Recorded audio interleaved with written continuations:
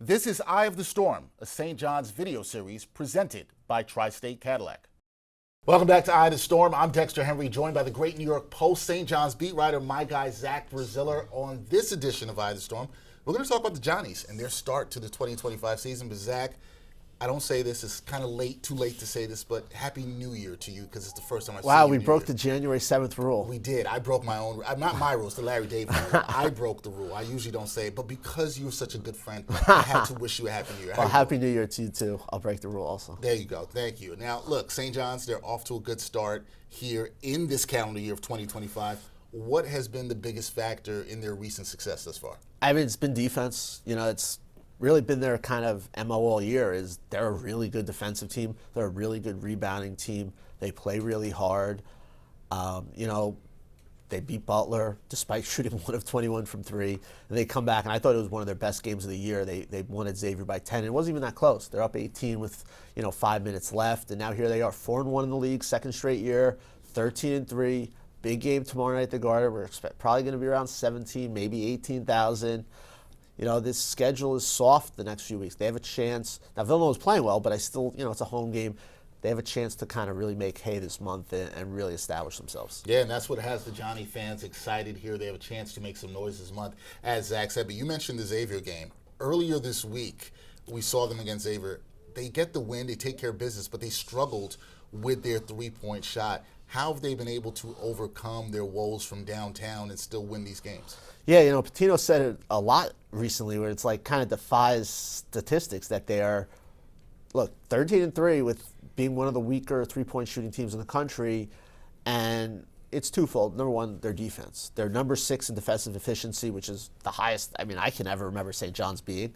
The history of KenPom.com goes back to 97. The highest St. John's ever finished this season is 17th. So defense you start with, but it's also offensive rebounding. They have the best offensive rebounder in the country, Zuby Ejiofor. He's been a monster on the glass. And because of that offensive rebounding, because of how much they force turnovers, they're getting so many more shots than the opposition. I believe it's around, in league play, they're averaging 17 more shots per game than their opponent. So while you may not shoot well and you're getting outscored from 3, when you're getting that many more opportunities, it makes a huge difference. Yeah, it does make a huge difference. And then you mentioned the defense, where this St. John's defense has been absolutely impressive. They've been holding opponents to low field goal percentage. What is working so well for them on the defensive end this season? And is this one of the best St. John's defenses that you've ever seen since you've been covering the team? I've been doing it for a decade. It's the best St. John's defense I've seen it. I don't even really think it's close.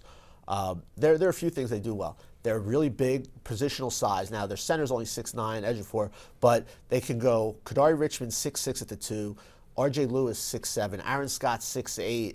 So they have such good positional size and athleticism. R.J. Lewis and Kadari Richmond are basically guards, but they have the bodies of big wings. Right. So you factor that in, and they can switch everything. Ejiofor, for a big guy, can guard on the perimeter.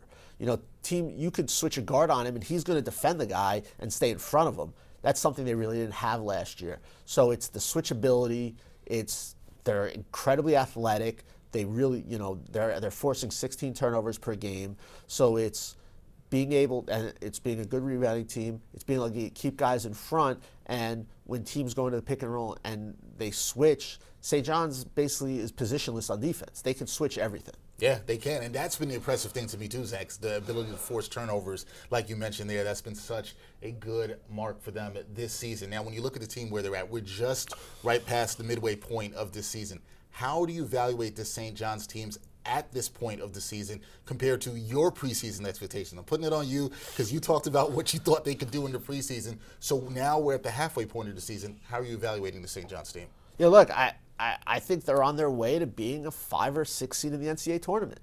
Could be even higher depending on how they do against the likes of UConn and Marquette, and even when Creighton comes here. But I think that's what they are. I thought they had a chance to win 13, 14 league games. I think they're right there on that mark. They lose a tough one at Creighton. It's an incredibly tough place to play by 1. But they even that out by winning at 2 places they rarely win at. They won at Providence, won at Xavier. And look, they're 10-0 at home. And now they get 3 of the next 4 at home. They get Villanova tomorrow, Georgetown. Then they go to Seton Hall's having a really tough year. And then Xavier comes in. To me, worst case, they go 3-1. And they're going to be heavy favorites in all 4. They're an 8.5 favorite tomorrow against a hot Villanova team. So I think they're looking at a team that could win 13 to 14, maybe even 15 league games. And kind of, I thought if everything went right, this could be a team that maybe is a 5 seed, maybe a 6 seed. And I think right now you got to like that trajectory. The 3-pointers are going to go in. Look, they're never going to be a good 3-point shooting team. It's just not the way this roster is built. But they're going to start making more. They've been getting good looks. It's just the ball's just not going in. But I think the more they win, the less pressure they're going to feel, and I think you're going to start seeing them make more of them. You don't need to make 9 or 10. They just need to make 5 or 6 a game, and they'll be just be competent, right? Right. Just to be competent, right? Yeah. I mean, think about this. They've made 11 3-pointers in 5 league games, and they're 4-1, and they easily could have won the other one. Right. So, which just shows you how well they've been playing on the defensive end, how well they've been rebounding, how well they've been turning teams over, and if they could just make a few more threes, I think it's going to completely change just everything for them. So what I hear in all that, and you compare it to the preseason expectation, is you're on track to being right. Yes. That's what I'm hearing, people. This man is on track to being right. Yes. That's it. Okay, which is good. Zach looks good. St. John's looks good. We all look good. So that's fine. However, they're good. 4-1 in league play. We're at this midway point of the season. What do they need to improve upon? There's obviously things you can improve upon. Some of it might be that 3-point shooting. Yeah. What else do you think they can improve upon in the second half of the season? Yeah, look, 3-point shooting is one. Defensive rebounding has been kind of hit or miss at times, and that's obviously so key because they're at their best in transition when they get out with athleticism. So the better you are on the defensive glass, the more you get runouts. That's when you've looked at areas of games where they've struggled. The first half against Providence, parts of that Creighton game, the first half Butler.